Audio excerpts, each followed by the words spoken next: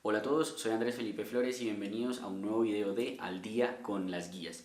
En este segundo video de nuestra actualización con la guía de falla cardíaca de la Sociedad Europea de Cardiología del 2021, nos enfocaremos en lo que es la parte de la falla cardíaca aguda o descompensada. En este video, más allá de resumir lo que dice la guía, también vamos a tratar de ahondar un poco en algunos aspectos que no se mencionan de forma muy clara en la guía y que son de gran importancia para poder hacer un adecuado abordaje de la falla cardíaca aguda. Recuerden que si quieren apoyar este tipo de contenido pueden suscribirse, dejar un like y darle a la campanita. Los invito a seguirme en mi Instagram personal @andresf.med, por donde estoy compartiendo con ustedes muchísima información académica relacionada con muchos temas de medicina interna. Así que, no siendo más, vamos adelante con este segundo video, en esta ocasión de falla cardíaca aguda. Bueno, vamos a hablar entonces de esta parte de falla cardíaca agudizada con nuestro como segundo video del día con las guías de la actualización de la guía de falla cardíaca de la Sociedad Europea del 2021. La falla cardíaca agudizada es muy importante conocerla y saber manejarla. Recordemos que según la definición universal no se debe llamar falla cardíaca aguda, pero en la guía lo siguen poniendo como falla cardíaca aguda. Dicen que debería llamarse descompensada cuando agudiza, por así decirlo, una crónica. Pero bueno, digamos que es algo más como semántico, creo yo, que no creo que tenga ninguna relevancia, la verdad. Es muy importante conocerla porque genera un aumento en la mortalidad y en la morbilidad de los pacientes, y además hay una falta como tal de introspección del paciente, de realmente entender que cada hospitalización es un riesgo bastante alto de que el paciente fallezca y que deteriora su pronóstico a largo plazo con cada hospitalización. También es importante conocerla porque hay una ausencia en el entendimiento de las novedades en el manejo, todo lo que hablamos en el video previo de falla cardíaca crónica, cuando hay problemas en que el paciente no le ponen la terapia médica óptima, no le ponen la cuadriterapia que ya está indicada, pues aumenta el riesgo como tal de hospitalizaciones. Las principales causas de es la principal, perdón, causa de hospitalización en mayores de 65 años y como les decía, cada hospitalización implica un deterioro en el pronóstico del paciente. Y además es una patología que realmente es fácilmente tratable y no requiere en su mayoría manejos avanzados, o sea que en la gran mayoría de los casos puede ser manejado incluso por un médico general. Algo muy importante a saber también es que no necesariamente una falla cardíaca tiene una FEBI deprimida, una falla cardíaca aguda. Uno puede encontrar fallas cardíacas agudizadas con FEBIs conservadas o cosas por el estilo, y se pueden llegar a presentar incluso de manera semejante. Y como les decía, puede ser de nuevo o puede ser agudización de una patología crónica, que aquí es donde se recomienda no decir agudización, sino descompensación. Em, en cuanto a esta diferencia de si puede ser de nuevo o puede ser agudización de falla cardíaca crónica, es solo como un aspecto ahí a conocer que tiene peor mortalidad intrahospitalaria los que debutan, pero a largo plazo es mejor el pronóstico de los que debutan con una falla cardíaca de nuevo que los que hacen una descompensación de la crónica. Los que hacen descompensación de la crónica a largo plazo, posterior al egreso, tienen una mayor mortalidad. Cuando uno se enfrenta a una falla cardíaca aguda, uno debe hacer una búsqueda etiológica siempre tomando electrocardiograma, radiografía de tórax y péptidos natriuréticos. Y el resto de los paraclínicos pues van a ser según sospecha diagnóstica. Entonces voy a determinar si tengo que tomar alguna imagen adicional, voy a determinar todo lo demás. Los péptidos natriuréticos, recordar que pueden estar bajos en una falla avanzada, en obesidad, en edema pulmonar flash y en falla cardíaca derecha. Algo antes de pasar como al abordaje diagnóstico y a todo lo que vamos a hablar a continuación, algo importante a tener en cuenta es cómo defino realmente yo una falla cardíaca aguda, ¿sí? O sea, como cuál es verdaderamente la definición. Porque uno se da cuenta que la guía y la gran mayoría de los escenarios dicen que una falla cardíaca aguda es aquella que hace un cambio en los signos y en los síntomas que maneja el paciente. Pero si uno lee los estudios, por ejemplo lo que veíamos en falla cardíaca crónica con los estudios que le mostré que todos reducían hospitalizaciones por falla cardíaca, descompensaciones por falla cardíaca, hablaban de que una falla cardíaca aguda, una descompensación, requería un aumento usualmente en la dosis del diurético y en algunos casos hospitalización. Entonces, pues digamos que no hay una claridad certera en cuanto a cómo realmente definimos esto, pero básicamente uno podría decir que es un cambio en los signos y síntomas basales que maneja el paciente y dependiendo de qué tan, digamos, estrictos queramos ser, también tendría que tener entonces un aumento en el requerimiento del diurético. Entonces el abordaje de los pacientes con falla cardíaca básicamente es que uno va a buscar como tal, digamos, va a determinar que el paciente tiene una falla cardíaca aguda y a ese paciente le va a hacer un electrocardiograma, una pulsioximetría, un ecocardiograma, una bioquímica básica, una radiografía de tórax, un ultrasonido de pulmón y otras específicas dependiendo de la etiología que se sospeche. Se hace una toma de péptidos natriuréticos en donde los puntos de corte ahora van a ser BNP de 100 y NT-proBNP de 300. Si los tiene, el paciente tiene una falla cardíaca aguda confirmada y lo que hago es un ecocardiograma como tal para determinar su FEBI y demás. Estos son los paraclínicos que les mencionaba, entonces el electrocardiograma ojalá todos, la radiografía de tórax ojalá todos, el ultrasonido del pulmón ojalá todos, porque recuerden que el ultrasonido del pulmón diagnostica muy bien el edema pulmonar. Y pues el edema pulmonar flash, como vamos a ver ahorita, es una de las formas de presentación de esta falla cardíaca aguda.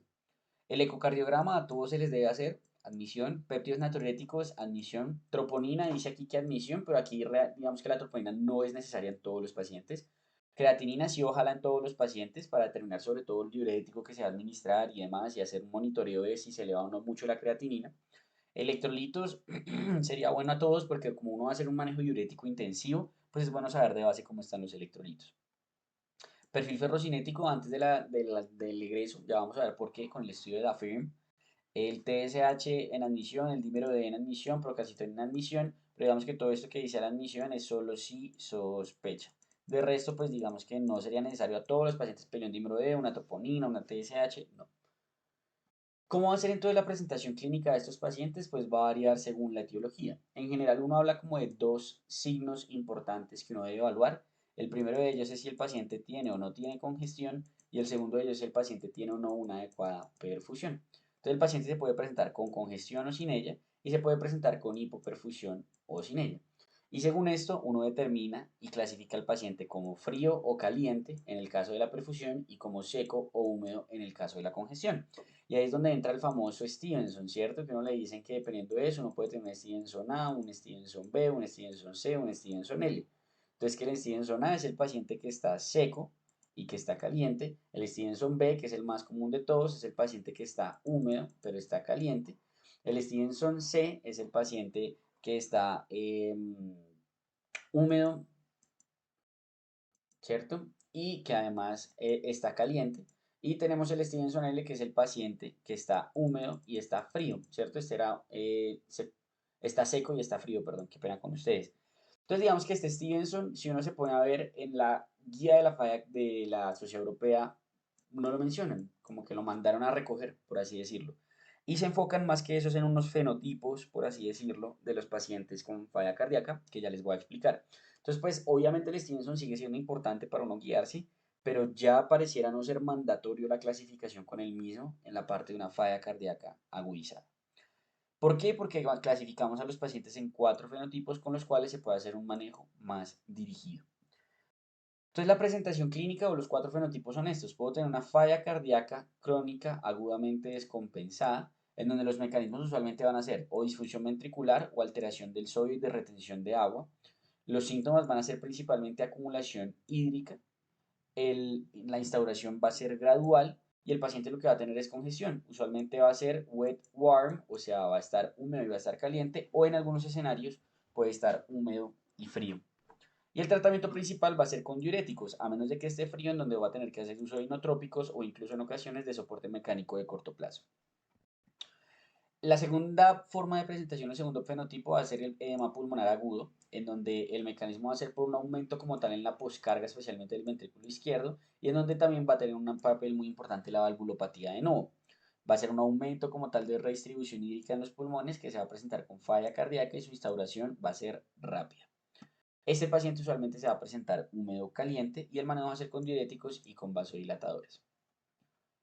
Tercer forma de presentación es falla cardíaca aislada del ventrículo derecho, en donde hay una disfunción del ventrículo derecho usualmente por alteración de hipertensión pulmonar. Y la causa de los síntomas va a ser precisamente un aumento en la presión venosa central y en muchas ocasiones hipoperfusión sistémica. La instauración puede ser gradual o puede ser rápida y el paciente usualmente se va a presentar húmedo frío. En estos pacientes voy a poner diuréticos para la congestión y voy a poner inotrópicos y considerar soporte mecánico de corto plazo. Y en cuanto al choque cardiogénico, que es la cuarta forma de presentación, tenemos el paciente con disfunción cardíaca severa, hipoperfusión sistémica, que puede ser gradual o rápida la instauración y que va a estar también frío y mojado, en donde va a hacer uso principalmente de inotrópicos, va a hacer uso principalmente de, de soporte mecánico de corto plazo y también voy a considerar el uso de la terapia de reemplazo renal. Entonces son como los cuatro fenotipos que puedo utilizar. Entonces es muy importante que a fin de cuentas casi siempre los síntomas son secundarios a congestión y de hecho algunas de las definiciones que uno puede leer de falla cardíaca aguda es que se debe a síntomas debidos a congestión. Pero entonces la congestión se define como tal precisamente como les estaba explicando como signos y síntomas debidos al aumento de las presiones de llenado cardíacas, que es diferente a la hipervolemia o a la sobrecarga de volumen, así como la hipoperfusión es diferente a la hipotensión, ¿sí? Aquí es exactamente lo mismo. Es algo muy importante saber que uno no se debe fiar del peso, porque los pacientes con falla cardíaca avanzada están caquécticos, cosas por el estilo, tienen sarcopenia, fragilidad, etc. Entonces el peso no va a ser muy bueno para determinar ni la congestión, ni la evolución de la congestión, ni la euvolemia, ni nada por el estilo. Aquí tenemos algunas de las cosas con las cuales yo puedo determinar la congestión. Valoración clínica con presión yugular venosa, con reflujo hepatoyugular, con hepatomegalia, edema bilateral, disnea, S3, etc. Y aquí tenemos la sensibilidad y la especificidad de cada uno, donde fíjense que el edema bilateral tiene una sensibilidad muy alta del 94% y los estertores tienen una especificidad muy alta del 90%. También puedo hacer valoración ecocardiográfica, con la cual yo puedo determinar también con un hallazgo en muchas ocasiones bastante específico, como es el diámetro de la vena cava inspiratorio menor a 12, o un hallazgo bastante sensible, como lo puede ser las alteraciones de la velocidad de flujo a nivel mitral. Entonces, con todo esto yo puedo determinar la congestión, incluso con otras cosas. Fíjense, si el paciente tiene una ortopnea, aquí hablábamos de la hepatomegalia, del edema, incluso caminata de 6 minutos, con los péptidos natriuréticos, con la radiografía de tórax, con la imagen de la vena cava, con el ultrasonido del pulmón, uno puede determinar qué tan congestivo está el paciente. Entonces, fíjense si tiene o no tiene líneas B, cuántas líneas B tiene, cómo es el diámetro de la vena cava. Y aquí es importante hablar del NT-proBNP y del BNP, lo que yo les había mencionado, el ajuste por la edad, ¿cierto? En donde existe esta zona gris, que incluso en el NT-proBNP llega a 1800 y en el PNP llega a 400. Entonces uno dice, listo, si está por debajo de 300 y de 100 no es falla cardíaca, si está encima definitivamente de 1800 y de 400, pues el paciente definitivamente está en falla cardíaca, pero cuando está en la zona gris me toca guiarme por esto. Si el paciente tiene signos de congestión y está en zona gris, pues asumo que entonces el BNP es secundario a una falla cardíaca descompensada o a una falla cardíaca aguda. ¿Cómo va a ser el manejo entonces de estos pacientes? Lo primero es estabilizarlo, ¿cierto? Hemodinámicamente y respiratoriamente. Y en la parte respiratoria solo le voy a administrar oxígeno al paciente si lo requiere, es decir, solo si está hipoxémico. Y debo considerar si el paciente requiere un uso de ventilación mecánica invasiva, sea porque tiene un destrés respiratorio que no mejora con oxígeno o porque pues digamos ya tiene una evolución gasimétrica inadecuada, etc. Como tal, la ventilación mecánica no invasiva no es que tenga una evidencia así certera, pero hay algunos metaanálisis que hablan de que podría disminuir la necesidad de intubación y de muerte. Y un papel muy importante en el manejo van a ser los diuréticos. Esto ya está en la siguiente diapositiva, se me quedó acá, no sé por qué, qué pena con ustedes. Entonces aquí tenemos el abordaje inicial. Me llega el paciente con falla cardíaca aguda, lo primero que va a determinar es su estabilidad. ¿Está en choque cardiogénico o en falla respiratoria? Sí, sí, hago soporte hemodinámico del choque cardiogénico, determino si requiere soporte mecánico del choque cardiogénico y hago soporte ventilatorio. Si no, busco la causa etiológica y empiezo el manejo además. Entonces, en la causa etiológica siempre recuerden esta. Antes era CHAMP, ya le metieron dos adicionales que es CHAMP-IT. Entonces, en CHAMP-IT tenemos la C de síndrome coronario agudo, la H de emergencia hipertensiva, la A de arritmia, la M de causas mecánicas, la P de TEP, la I de infección y la T de taponamiento. Entonces aquí lo que yo voy a hacer es determinar si tiene una causa específica la trato y si no, pues le hago el manejo en falla cardíaca descompensada, en donde lo principal van a ser los diuréticos, porque como la forma más común de presentación es el paciente que me llega húmedo pero caliente, pues usualmente el manejo se hace exclusivamente con diuréticos. Entonces en los diuréticos le voy a iniciar diuréticos de ASA a 20 a 40 miligramos en bolo o en infusión, la verdad da lo mismo, el estudio que más nos avala acá esto es el estudio DOSE. El estudio DOSE demostró que da lo mismo poner diuréticos de furosemida en bolo o en infusión. Es muy importante que si venía tomando diuréticos previamente, la dosis ya no es 20 a 40, sino que se inicia una o dos veces la dosis total. Siempre recordar que básicamente esto lo determina dependiendo de qué tan congestivo es el paciente. Si está muy congestivo, mejor póngale 2, incluso 2.5 veces la dosis. Porque esto lo que se demostró es que disminuye más rápidamente el peso del paciente y otros signos de congestión y lo único es que aumenta levemente el deterioro o el riesgo de lesión renal aguda sin que esto se haya demostrado que evoluciona a una lesión renal crónica, o sea, esto se resuelve. Entonces, puedo utilizar cualquiera de las dos. Una vez yo inicio el diurético, lo importante es monitorizarlo. Y no es monitorizarlo con el peso, que es algo que se hacía antes, que cuánto tiene que bajar de peso el paciente, que no sé qué, no. Ahora la monitorización se hace a las 2 horas con sodio en orina y a las 6 horas con el gasto urinario. Y con eso yo determino si me está sirviendo o no mi diurético. Si después de 24 horas de haber hecho los ajustes conforme al sodio en orina y al gasto urinario el paciente sigue igual, no ha mejorado, le tengo que elevar las dosis de la furosemía, considero entonces que el paciente tiene una resistencia a la furosemía y empiezo a pensar qué más hago. Pongo otro diurético o incluso hacer un bloqueo tubular total o un bloqueo total de la nefrona, que ya les explico cómo es. Per se esto no tiene una evidencia clara, pero pues digamos que es recomendación de expertos y si uno lee la última guía del manejo de diuréticos de la Sociedad Europea en Falla Cardíaca Aguda, es precisamente esto. E incluso los algoritmos que estaban en ese documento ahora los meten como algoritmos de la guía. Entonces fíjense acá, tenemos el paciente que tiene diurético oral, ¿tenía diurético previamente, sí o no? Si sí, le inició 1 a 2 veces la dosis. ¿De qué depende 1 o 2? De qué tan congestivo esté. Si no, le inicio solo 20 a 40 miligramos y de furosemida. Le tomo un sodio urinario a las 2 horas y le tomo un gasto urinario a las 6 horas y voy a buscar que el sodio urinario sea mayor a 50 a 70 o que el gasto urinario sea mayor a 100 a 150. Si el paciente está bien, listo, le continúo la dosis cada 12 horas. Si el paciente no, le duplico la dosis y continúo. Y le voy a buscar entonces el sodio urinario y el gasto urinario. Nuevamente lo mismo, a las 2 a 6 horas que esté mayor a 50 a 70, que esté mayor a 100 a 150. Si sí, entonces nada, continúo con esa dosis hasta de congestión y voy viendo cuándo lo puedo pasar. Si no, entonces yo digo, no, ya pasaron 24 horas, este paciente es resistente, considero combinación de diuréticos. Y en ambos escenarios voy a estar verificando la creatinina y los electrolitos cada 24 horas, porque recuerden que la furosemida pues, puede generar alteraciones, principalmente del potasio y puede generar un deterioro en la función renal. ¿Por qué es tan importante esta monitorización? ¿Y por qué no les he hablado de esta dosis máxima? Que si ustedes leen, siempre les dicen la dosis máxima de furosemida puede ser de 400 a 600. Porque realmente digamos que si bien existe una dosis techo en el paciente normal de furo, que sí podría ser este 400 a 600, el paciente con falla cardíaca aguda descompensada, la dosis techo se le baja. Entonces la monitorización con el sodio urinario y con el gasto urinario es lo que más nos ha demostrado que podría llegar a tener un impacto en determinar, listo, ya llega a esta dosis techo, el paciente no me va a responder a más furosemida, ponerle más es ponerlo en más riesgo de sus eventos adversos, entonces acá consideremos combinación de terapias.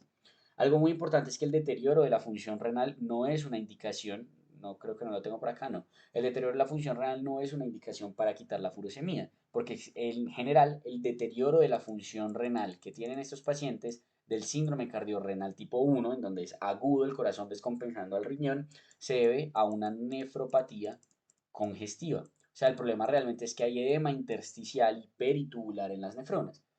Entonces los diuréticos van a mejorar esto. Y además uno puede tener una falsa elevación transitoria de la creatinina porque la creatinina a fin de cuentas es miligramos sobre decilitro, es una concentración. Y si yo tengo la misma cantidad de creatinina en un paciente al cual le bajo abruptamente el solvente, que sería el agua, pues la creatinina falsamente se va a elevar de forma transitoria. Entonces es muy importante tener eso en cuenta. Furosemida no la voy a suspender porque me eleve la creatinina del paciente. Los otros diuréticos que puedo utilizar, bueno, aquí tenemos la furosemida, aquí tenemos los otros, la bumetanía que es 0,5 a 1 y la torsemida que es 5 a 10 y esas son las dosis equivalentes, o sea, 20-40, 0,5 a 1 en bumetanía y en torsemida 5 a 10. Porque muchas veces le dicen a uno es furosemida o la dosis equivalente de otro diurético de ASA. Estas son las dosis equivalentes. Cuanto a las tiazidas, pues tenemos muchos, pero el ideal sería la hidroclorotiazida, es el que se recomienda como tal. En cuanto a los agonistas de receptor mineralocorticoide, tenemos espiro de plenolona, entre otras, pero usualmente la que se recomienda es la espironolactona. Dosis total máxima, 400 a 600 de furo, 200 de hidroclorotiazida, 500 a 100 de espiro. Recordar que esto es en falla cardíaca aguda, porque en hepatología uno puede utilizar hasta 400 en cirrosis. Vida media, entonces de furosemida 1,5 a 3 horas, hidroclorotiazida 6 a 15 y aquí pues digamos que 16,5. Y aquí tenemos como el tiempo de acción y demás. ¿Qué significa hacer bloqueo tubular? Significa colocar estas tres. Para uno bloquear todo, bloquear el túbulo contorneado distal, bloquear el asa de Henle y bloquear el túbulo colector. Y de esa manera aumentar severamente la salida hídrica. Hay algunas veces que preguntan, se los voy a poner por acá por si las moscas, que preguntan por qué la furosemida o por qué los diuréticos de ASA generan mayor pérdida de volumen que los diuréticos tiacídicos. Y la razón básicamente es que si ustedes piensan en la nefrona, ¿cierto? Tenemos acá el diurético de ASA. Cuando actúa la furosemida acá en el asa de Henle, esto altera, digamos, la concentración de solutos y la reabsorción de electrolitos que hay aquí a nivel intersticial. Y esto afecta, no sé si se acuerdan, el sistema de contracorriente que tiene. De esto depende también que salga agua aquí. Entonces, si yo afecto esto, no solo estoy, digamos, aumentando la pérdida hídrica por acá, sino también por aquí, por el túbulo contorneado, ya por el túbulo colector, perdón. Mientras que el diurético tiacídico actúa en el túbulo contorneado distal y permite que sí se forme el mecanismo de contracorriente. Entonces solo aumento la pérdida hídrica que va por acá, pero la de acá sí se puede reabsorber. Entonces por eso los diuréticos de asa generan una mayor pérdida hídrica, una mayor pérdida de volemia, por ponerlo de alguna manera, que los diuréticos tiacídicos. Ahora, en cuanto a los electrolitos, siempre recordar pues estar valorando la hiponatremia, la hipocalemia y la hipercalemia y saber cuál es su posible mecanismo, porque la hiponatremia puede ser per se por dilución o como tal por depresión. Entonces ahí yo tengo que ver, ¿el man está perdiendo sodio como tal, mucho sodio, o el problema es dilucional? Porque si es dilucional, pues nada, digamos que de entrada no hay mucho que tenga que realizar, pero si es por depresión sí le tengo que tener más cuidado. Lo mismo la hipocalemia, pues valorar qué es lo que está ocurriendo y la hipercalemia. Continuando entonces con el manejo, después de lo que es el manejo con los diuréticos, hay otros medicamentos que yo puedo utilizar en estos pacientes. El primero de ellos son los vasodilatadores. Los vasodilatadores se considera su uso por un beneficio teórico que alivia la poscarga del ventrículo izquierdo, disminuye el retorno venoso y de esa manera mejora el gasto cardíaco. No tiene una evidencia de que uno diga, uy, lo comparo con los diuréticos a ver cuál es mejor, pero puedo considerar combinar vasodilatadores con diuréticos, especialmente en pacientes hipertensos con sistólicas por encima de 110, y se puede administrar o como infusión continua de nitroglicerina o como bolos de nitroglicerina. En cuanto a los inotrópicos únicamente los voy a poner en el paciente que está frío, en el paciente que está hipoperfundido. Entonces, en estos pacientes lo voy a usar, preferiblemente los que se usan son el levosimendan o los inhibidores de fosfodiesterasa 3, aunque hay que tener cuidado con la excesiva vasodilatación y consecuente hipotensión que pueden llegar a generar, pero pues se pueden, digamos que antes era la dobutamina la primera línea y la guía europea previa ponía la dobutamina como primera línea, pero eso ya cambió y es el levosimendan o los inhibidores de fosfodiesterasa, ya que no aumentan el consumo miocárdico de oxígeno y por ende, digamos que mejoran el pronóstico miocárdico, por ponerlo de alguna manera. Aquí tenemos las dosis de los inotrópicos. La butamina se puede poner a dosis de 2 a 20. La OPA se puede poner a dosis de 3 a 5 o mayor a 5. Recordar que la dopamina nunca va a ser de primera línea porque los estudios han demostrado que genera un aumento en la incidencia de arritmias. Tenemos el milrinone a esta dosis 0.375 a 0.75 y el levosimendan que cada vez usamos más 0.1 microgramos kilominuto que se puede disminuir a 0.05 o aumentarse a 0.2 y las catecolaminas, la noradrenalina y la epinefrina que también se pueden considerar utilizar. En cuanto a otros manejos que podemos utilizar, tenemos los vasopresores que se pueden considerar la noradrenalina, incluso algunos proponen a la noradrenalina como primera línea por encima de la butamina o el levosimendan. Cuando se utiliza uno lo suele unir con un inotrópico, dado que aumenta como tal la poscarga del ventrículo izquierdo. Entonces la noradrenalina me mejora la perfusión orgánica, pero al aumentar la poscarga del ventrículo izquierdo, pues puede tumbar más el gasto cardíaco. Entonces uno lo pone con un inotrópico o algo por el estilo. Los opiáceos se pueden considerar para la disnea que no resuelve con el manejo inicial, pero pues se deben utilizar claramente con precaución, ¿no? Porque los opiáceos van a generar más hipotensión, van a generar más depresión miocárdica. Entonces, pues básicamente es en el contexto de un cuidado paliativo o algo por el estilo. La digoxina se puede considerar en los pacientes con fibrilación auricular que tengan una respuesta ventricular acelerada, que no respondan como tal al beta bloqueador. Y a todos, absolutamente todos los pacientes con falla cardíaca aguda o descompensada, les voy a iniciar tromboprofilaxis farmacológica. ¿A quiénes les hago entonces soporte mecánico a corto plazo? Porque el soporte mecánico, digamos que es una estrategia terapéutica en los pacientes que llegan con el fenotipo frío, por así decirlo, que están hipoperfundidos y que no responden al inotrópico. Entonces lo puedo considerar como un puente a recuperación o como un puente a terapia definitiva. ¿Listo? O sea, lo pongo un puente y luego le pongo su LVAD, por así decirlo, o un puente a recuperación para ver si este paciente queda como candidato a trasplante o si como tal se mejora y queda sin requerimiento de soporte inotrópico ni nada por el estilo. No tiene la mejor evidencia, pero se usa en los casos necesarios. El balón de pulsación intraórtica o el balón de contrapulsación aórtica se utiliza en etiologías no isquémicas, aunque dejan la recomendación ahí con un bajo grado de recomendación de que si no hay nada más, podríamos considerar utilizarlo en causas isquémicas. Pero en general, lo ideal es no utilizarlo en causas isquémicas, sino en causas no isquémicas. Se puede hacer ultra de atrás, como por ejemplo la ECMO, y aquí tenemos como digamos los contextos. Entonces fíjense que depende de la clasificación en la cual yo estadifique a mi paciente cómo le voy a hacer el manejo. Si con diuréticos, si con inotrópicos, si con vasopresores, si con vasodilatadores, si con soporte mecánico. Entonces, para tratar de resumir esto un poco mejor, la guía nos dijo, pues de estos 4 fenotipos que les dijimos que son los que les puede llegar el paciente, una crónica descompensada, un edema pulmonar, un choque cardiogénico, ¿qué es lo que vamos a hacer?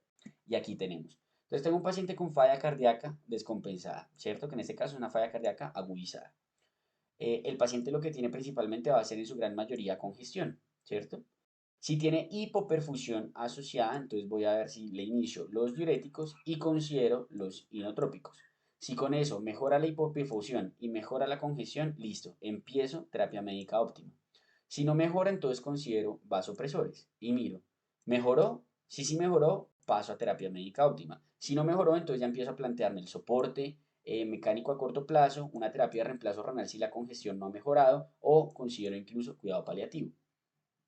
Ahora, si el paciente no tenía hipoperfusión de entrada, pues lo único que hago es diuréticos. ¿Mejoró? Listo. ¿No mejoró? Entonces tiene resistencia a diuréticos y le inicio otros diuréticos. ¿Mejoró? Listo. ¿No mejoró? Entonces considero terapia de reemplazo renal o cuidado paliativo.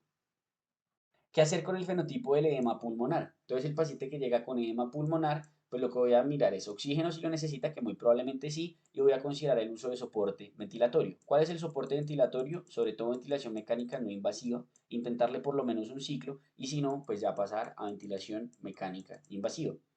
Miro si el paciente está hipertenso. Si está hipertenso, además de los diuréticos que le voy a colocar, le voy a poner vasodilatadores. Si no está hipertenso, miro si tiene signos o no de hipoperfusión. Si tiene signos de hipoperfusión, pues diuréticos y además inotrópicos o vasopresores. Y si no tiene signos de hipoperfusión, pues solo los diuréticos. Y si ya con eso mejora, listo, paso a terapia médica óptima. Y si no mejora, entonces empiezo. Necesita terapia de reemplazo renal, necesita soporte dinámico, soporte mecánico, circulatorio o algo por el estilo, o considero cuidado paliativo. Ahora, con los pacientes que nos llega con falla cardíaca derecha aislada, entonces lo primero que voy a ver es si tiene un síndrome coronario agudo con compromiso ventrículo derecho o un TEP. Si sí, pues nada, lo trato, ¿cierto? Si no, entonces miro el estado hídrico, en donde muy probablemente este paciente va a tener una congestión.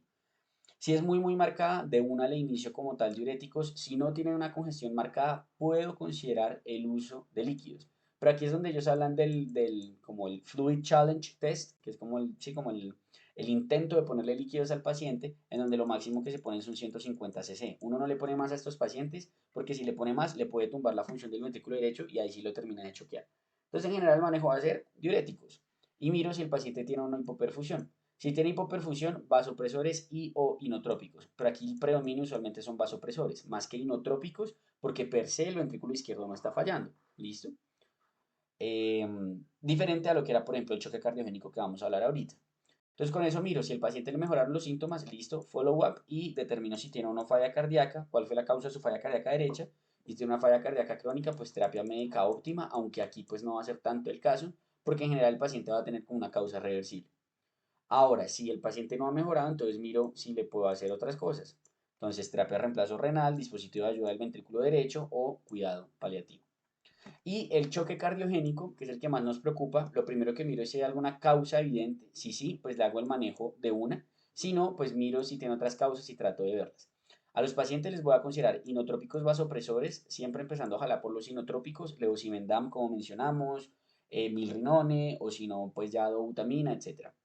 Considerar oxígeno si lo necesita y soporte ventilatorio si lo necesita y considerar también el soporte mecánico de corto plazo. Luego miro el paciente ha mejorado o no. Si el paciente sí mejoró, empiezo a destetarlo y luego voy pasándolo a terapia médica óptima. Si no ha mejorado y estaba, por ejemplo, solo con inotrópicos o algo, pues nada, soporte mecánico, circulatorio, terapia de reemplazo renal o incluso cuidado paliativo. ¿Qué hacer entonces con las otras terapias? Que es algo que pues no está en la guía, esta gráfica no es de la guía, pero me pareció importante mencionarlo. La guía creo que no hace tanto énfasis en esto y creo que es algo muy importante hablar cuando uno habla de falla cardíaca agudizada. Y es, venga, ¿qué hago si el paciente ya tenía falla cardíaca y viene con terapia médica óptima? ¿Lo descontinúo? ¿No lo descontinúo? ¿Qué hago? Entonces, pues digamos que en general los beta bloqueadores únicamente uno va a considerar descontinuarlos en el paciente que tenga inestabilidad hemodinámica o que tenga un bloqueo de alto grado. De resto, el paciente con falla cardíaca aguda, yo le voy a mantener el beta bloqueador. Le hago el manejo diurético, le hago el oxígeno, le hago lo que le tenga que hacer, pero le voy a continuar el beta bloqueador. Esto es asociado con una mejoría en el pronóstico, en la mortalidad de estos pacientes. En el escenario del paciente que llega con IECA, ARA2 o con sacubitril valsartán, a estos pacientes solo se les voy a retirar si está hipotenso, si tiene una disfunción renal muy severa o si, por ejemplo, está con una hipercalemia. Y en cuanto a los antagonistas de receptor mineralocorticoide, solo los voy a retirar si está hipotenso, si tiene una disfunción renal severa o si tiene hipercalemia. Entonces, fíjense que realmente no son muchos los pacientes a los que les debo retirar la terapia médica óptima. Y no necesariamente tengo que retirarlo, puedo considerar disminuir la dosis. Por ejemplo, si tiene tensiones limítrofes, bajémosle un poquito la dosis, pero luego vuelvo a subir. Entonces, eso es demasiado importante. Si puedo, lo continúo. Si no la tenía, la tengo que iniciar. La tengo que iniciar, el beta bloqueador lo tengo que iniciar apenas pueda en el paciente hemodinámicamente estable y de manera intrahospitalaria. Lo mismo, si el paciente tiene le voy a iniciar, ojalá iniciar el sacubitril de una vez de manera intrahospitalaria. Si venía con IECA o ARA2, ponerle el sacubitril porque ya se sabe que es mejor que el IECA o ARA2, recordando que necesito las 36 horas de washout en el IECA antes de poner el sacubitril por el riesgo de la hipercalemia. Y en el antagonista receptor mineralocorticoide también iniciarlo cuando esté estable hemodinámicamente y de forma intrahospitalaria. Eso es muy, muy importante tenerlo en cuenta. Ahora, la pregunta que nos surge es qué hacemos con los SGLT2, porque yo les mencioné que la principal cambio en el video de falla cardíaca crónica era esta instauración de los SGLT2 como la cuadriterapia. Pues aquí no tenemos mucha luz en cuanto a qué es lo que tenemos que hacer. Pero en general uno, porque pues uno dice, bueno, si tiene el SGLT2, pero es diabético y los diabéticos no se le ponen orales, no se les ponen antidiabéticos orales la hospitalización, pero es por la falla cardíaca y tiene el beneficio cardiovascular, pero tiene riesgo de que me haga una cetoacidosis euglicémica, pero en fin, ¿qué hago con estos pacientes?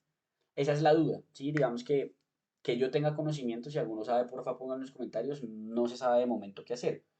Y de hecho lo preguntaban en una revisión que teníamos en estos días en la residencia y la doctora lo que decía era que suspenderlos pero iniciarlos apenas se le fuera a dar el alta al paciente. Pero pues digamos que no hay mucha evidencia realmente en cuanto a qué hacer al respecto. Otras terapias importantes también a tener en cuenta, este es el estudio que se llama el AFFIRM AHF, en donde se demostró que antes de dar salida a los pacientes hospitalizados, uno debería tomarles un perfil ferrocinético.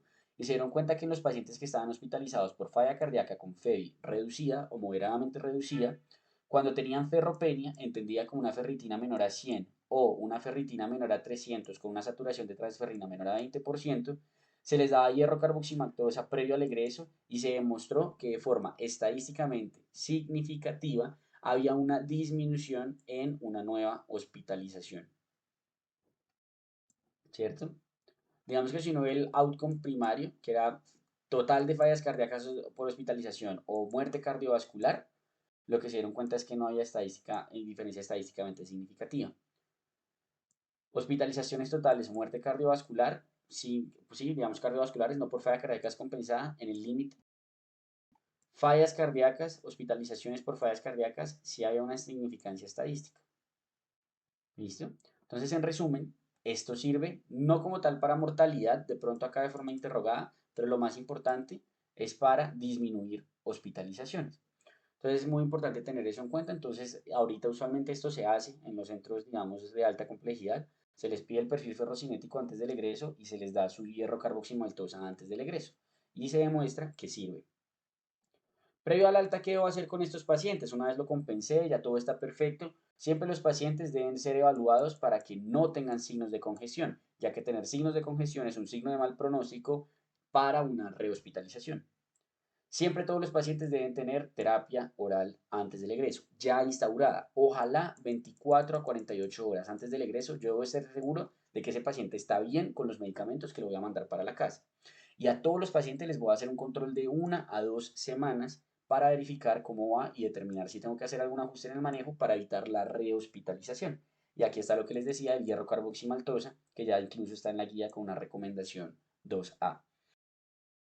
Aquí hay otro lío o con la guía europea y es que nos dicen esto, sí, que no tenga congestión, pero la pregunta es, bueno, ¿yo cómo evalúo esto?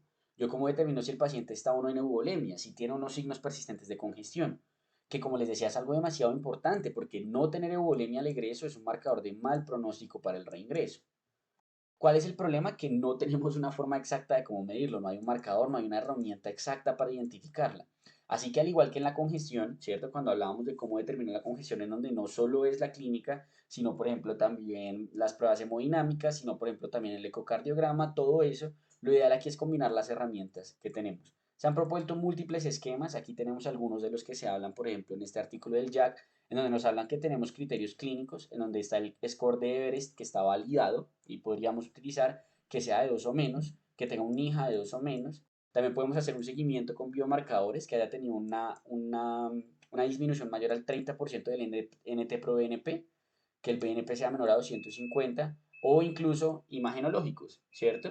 En donde podemos ver que también imágenes de la vena cava inferior, el ultrasonido que tenga menos de 30 líneas B de Kerley. Digamos que todos estos no es que uno diga que están súper validados, pero el punto es que tratemos de hacer las cosas para tratar de determinar de la forma más certera posible que el paciente está en euvolemia previo al egreso.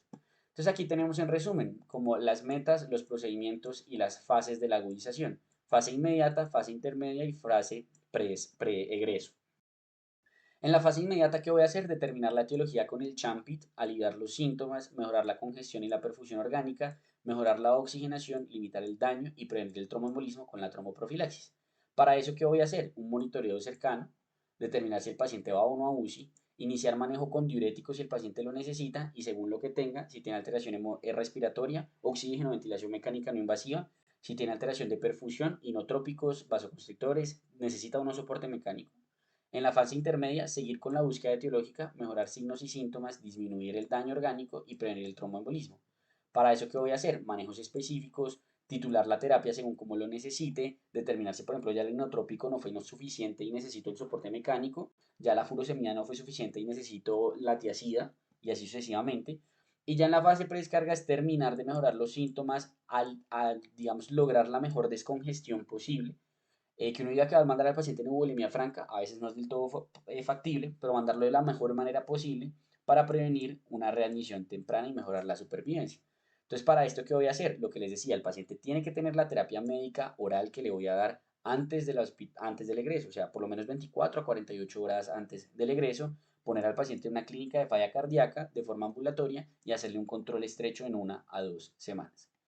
Aquí tenemos un artículo muy bacano del Jack que me gusta mucho sobre todo porque fíjense que en la fase de optimización y esto azul que es la coordinación del egreso empieza incluso acá. Fíjense dónde empieza. Desde acá yo tengo que empezar a decir, venga, este paciente tiene falla cardíaca, el beta bloqueador se lo puedo poner, le puedo continuar o le puedo iniciar el sacubitril valsartán, le puedo continuar o le puedo iniciar la espiro y empezar a ponérsela. Y a medida de eso es que yo empiezo a valorar el paciente. Fíjense cómo la terapia médica dirigida está acá desde atrás y el paciente me llega ya con una clínica de falla cardíaca, ya con diagnóstico y con terapia médica óptima. No necesariamente esto tiene que bajar, no necesariamente le tengo que suspender. Entonces es muy importante ese mensaje que es el mismo que está puesto acá. Fíjense cómo en el paciente en el día de la admisión, si ven acá yo le estadifico y le hago el manejo diurético y todo lo que hablamos, si el paciente es una falla cardíaca de no, desde aquí le puedo iniciar el sacubitril valsartán, desde aquí le puedo iniciar el beta bloqueador cuando está llegando a la euvolemia, aquí le puedo iniciar la espironolactona. Y no necesariamente tiene que haber estos gaps entre ellos. Digamos que anteriormente se hablaba de que uno iniciara uno y luego el otro, en lo que era inhibidores del eje y el beta bloqueador, pero ya hay evidencia de que no es eso estrictamente necesario, incluso se podrían iniciar en conjunto. Y pues digamos que aquí está el egreso y ellos ponen acá los SGLT2. Esto es un poco discutible porque como vimos en el video de falla cardíaca crónica, el Emperor Reduced y el DAPA Heart Failure se hicieron en pacientes ambulatorios. Sin embargo, tenemos un estudio que se llama el SOLOIST que inició el SGLT2 en los pacientes hospitalizados. Pero, ojo, el SOLOIST es en pacientes diabéticos. Sí o sí eran diabéticos con falla cardíaca. Entonces, por eso digamos que no lo puse, porque no es una recomendación para todos los pacientes con falla cardíaca, pero digamos que a futuro muy probablemente los SGLT2 se van a iniciar de forma intrahospitalaria, ya vienen estudios en transcurso y pues van a terminar poniéndose también antes de la hospitalización. Pero el punto es como mínimo el paciente, si tiene una falla cardíaca con fracción de eyección reducida, lo saco con eso en la hospitalización y el SGLT2 se lo inicio acá, en el seguimiento y demás. Y esto era pues como todo lo que tenía para contarles sobre falla cardíaca aguda en este video de Al día con las guías, la segunda parte de la guía de falla cardíaca. Sé que fue un poco extenso, pero pues quería tratar de hacerlo como lo más completo posible. Espero que les haya gustado. Cualquier duda que tengan, déjenla en los comentarios y nada, nos vemos en una próxima ocasión.